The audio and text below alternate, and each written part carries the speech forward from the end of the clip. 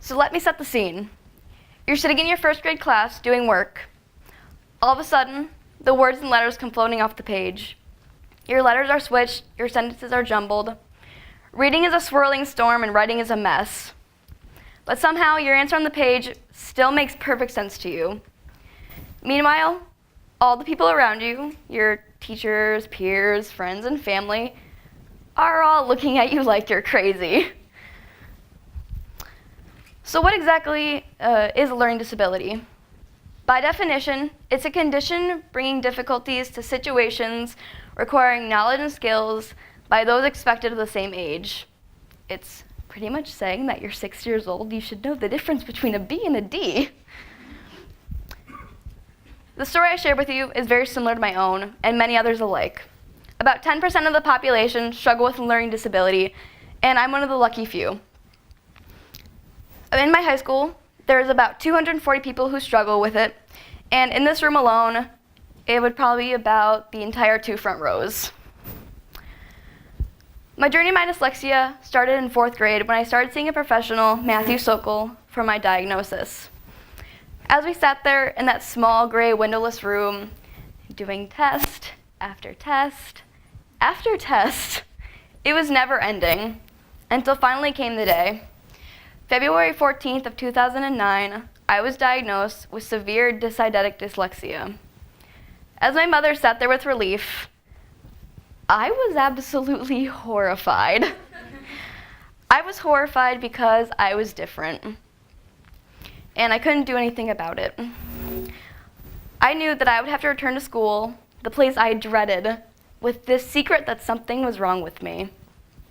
Long story short, school was miserable.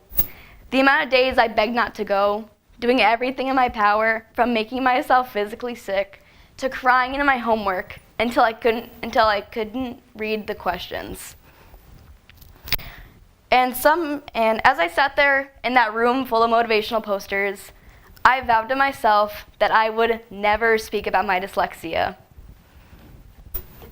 Here I am. So how many of you here have ever felt alone, felt out of place, and felt like you didn't belong? Go on, raise your hands. Okay, good, most of you. Okay, so imagine feeling that for every minute of every hour, day, week, and month, and year. And I'm getting choked up, and that's okay.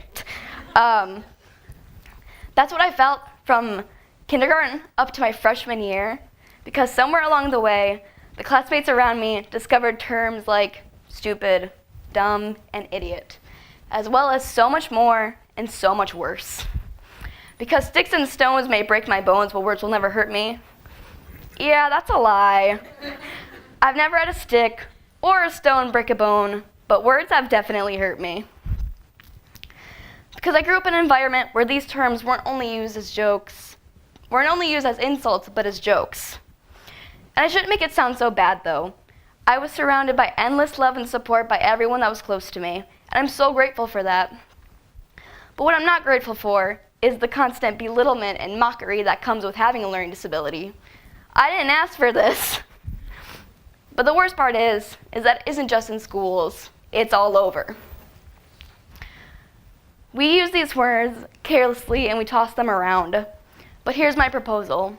If all of us in this room can just stop and think before using one of these terms, if we can realize the impact of our words can have on someone struggling, I can guarantee you it's going to make those 240 people feel a lot less ashamed of themselves.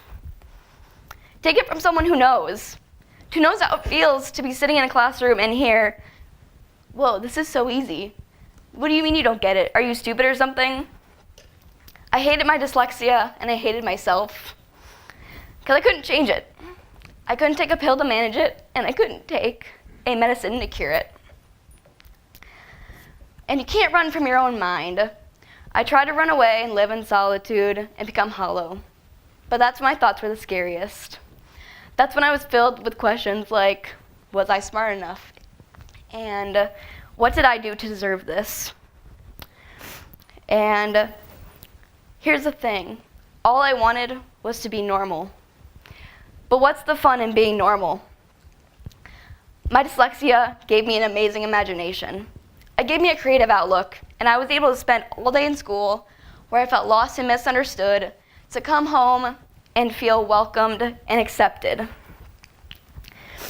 Because when you have a learning disability, you think differently and you have a unique way of thinking.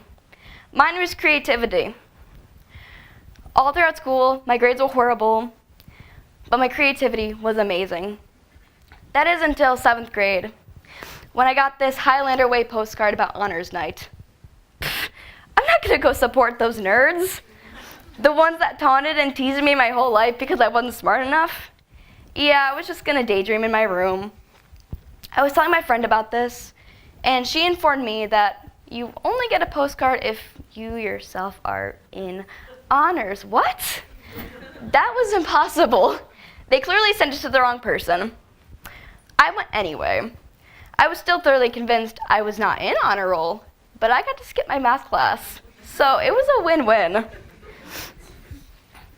As I was sitting there in that middle school cafeteria, surrounded by all these smart kids and overachievers, I couldn't help but feel completely and utterly insignificant. I felt this way because these were the kids that their whole lives they grew up smart. They never had to go through the struggle, and they spent every day knowing that they were smart.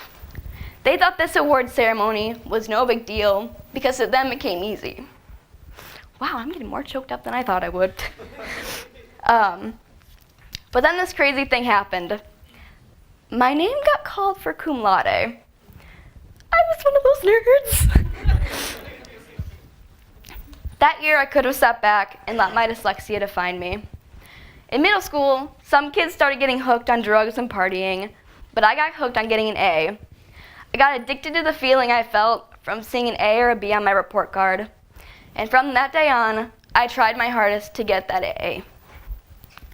I did everything in my power, from getting my extra help by getting my tests read out loud, color coordinating my notes, every tip and trick in the book to help me. And eventually I got there. The years after that were long and rewarding. I made honors ceremony. I got honors every single year after that. I got my letter in academics. The year after that, I joined the Teen Advisory Council at La Casa to make a difference.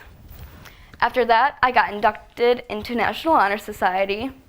And then after that, I joined leadership so I could help the incoming freshmen. Now, this was just my story, and my story does not speak for everyone struggling with a learning disability. But what are we going to do? Are we going to sit there and continue letting disabilities be treated with hatred and pity? Or instead, how about we start encouraging the different way everyone learns? And understanding that your level of intelligence isn't a grade, but it's what you can be good at. Because learning disabilities have their ups and downs. But together we can make those ups a lot more higher and those downs a lot less lower. Anyone can be successful with the right motivation and support. I mean, take it from me. I'm a blonde, I'm a girl, I'm left-handed, I have glasses, and I'm dyslexic. The odds were completely against me, but I did it. And I won't lie and say I don't face challenges still, because I do. I still face the mockery, and I still wonder if I'd be more successful without my dyslexia. But my dyslexia is a part of me. I love my dyslexia, and I love myself, and that's something everyone should feel, disability or not. Because sticks and stones may break our bones, but words will never hold us back. So thank you.